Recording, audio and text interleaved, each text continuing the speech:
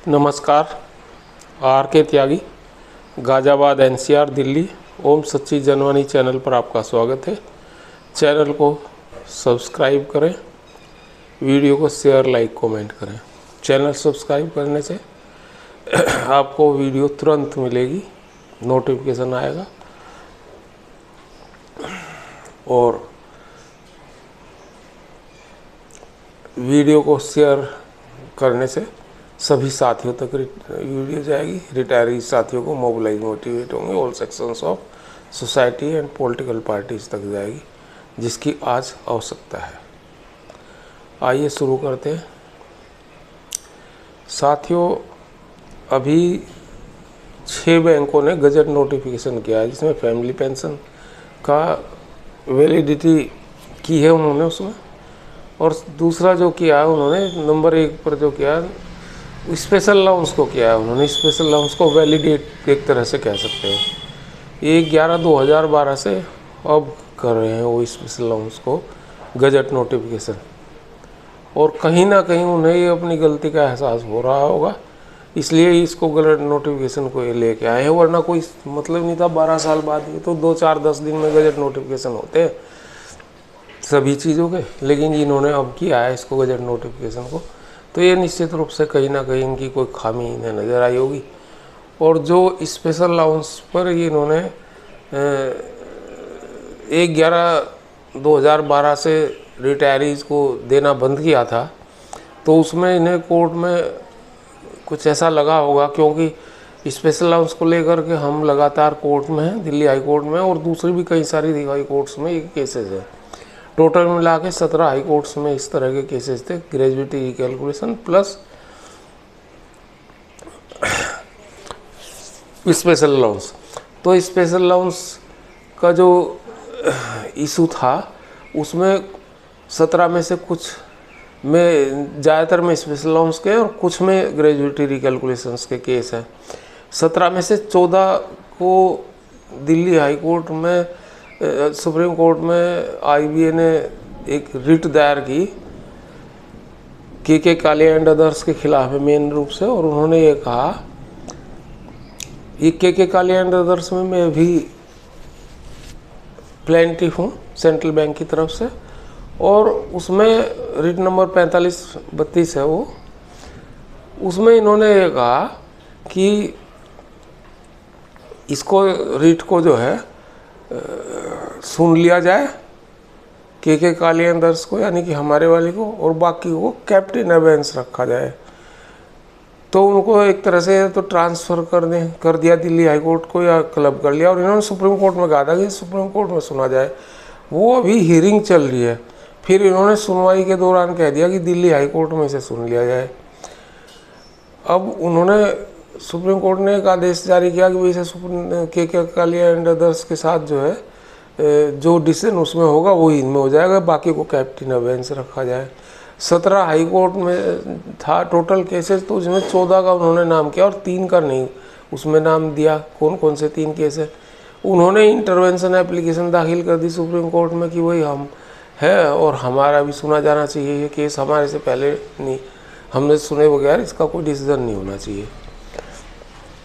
तो 3 high court में, चंडीगढ़ है शायद और लखनऊ के हैं, एक आध और भी है।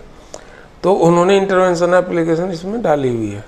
अमरीश जी हैं सिंडिकेट बैंक के एक्स DGM, वो हैं और उनके साथी हैं, और चंडीगढ़ से हैं कुछ लोग।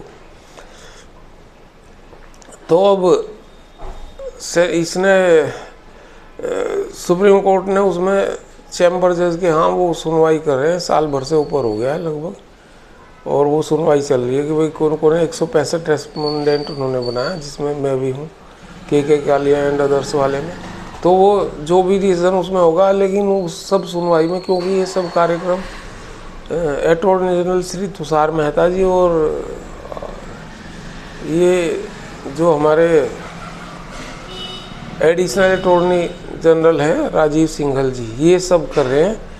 ये सब कार्रवाई सुप्रीम कोर्ट वाली, जिसको आईबीए वर्सेस के कालिया एंड अदर्स के नाम से है case, read number 1394 transfer petition. और ग्रेजुएटी रिकैलकुलेशन का 867/2019 है। वो भी इसी में है, और बाकी दूसरों के केसेस हैं वो अलग हैं, बेंगलोर से भी है।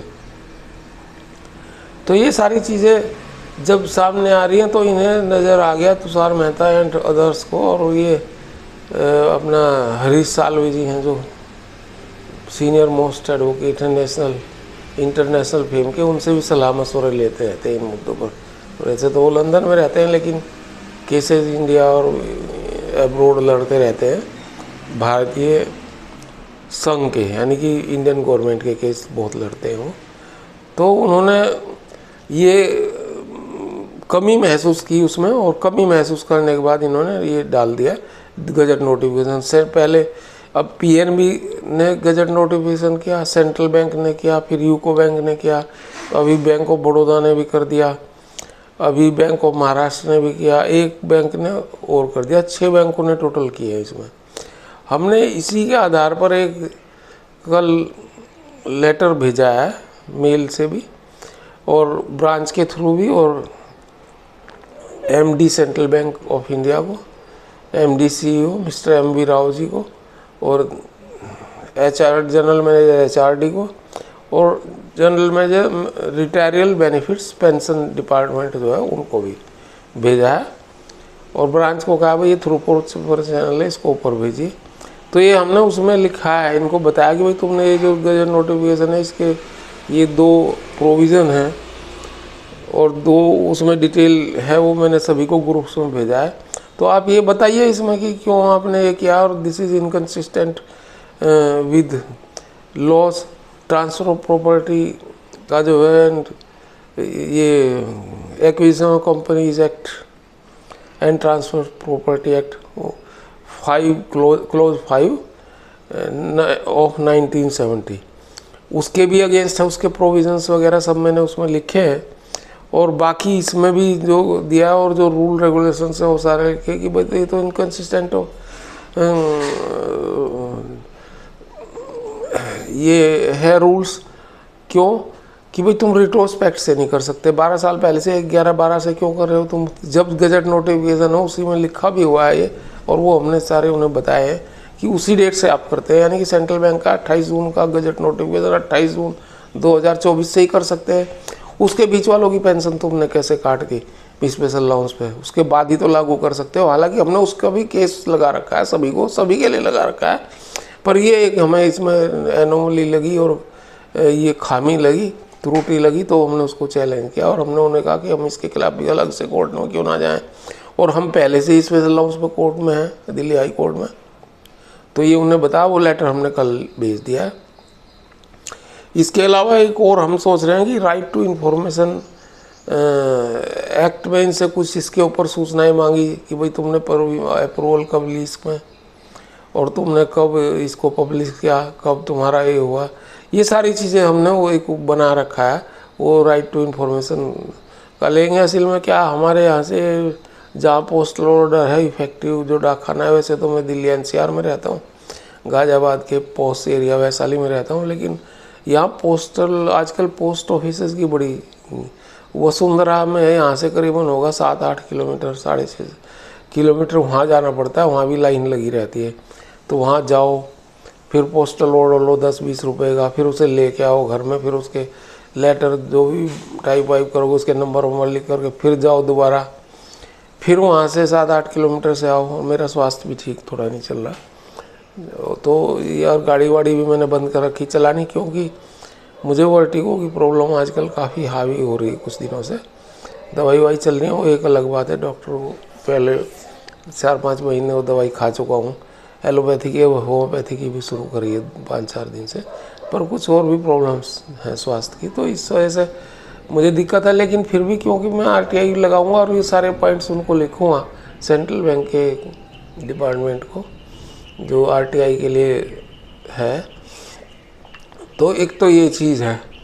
और ये बहुत ही गलत बात है कि रिट्रोस्पेक्ट से इसको कर देना, रिट्रोस्पेक्ट से नहीं इसको हो सकता है, तो इसको चैलेंज किया जाएगा। चैलेंज हमने लेटर वेटर लिख दिया, हम देखते हैं कैसे कोर्ट में इसको हम पहले से ही वहाँ भी से रखेंगे और दोबारा भी कोर्ट में ला सकते हैं, वो तो भविष्य बताएगा कि क्या करेंगे, क्या लोगों की राय होगी।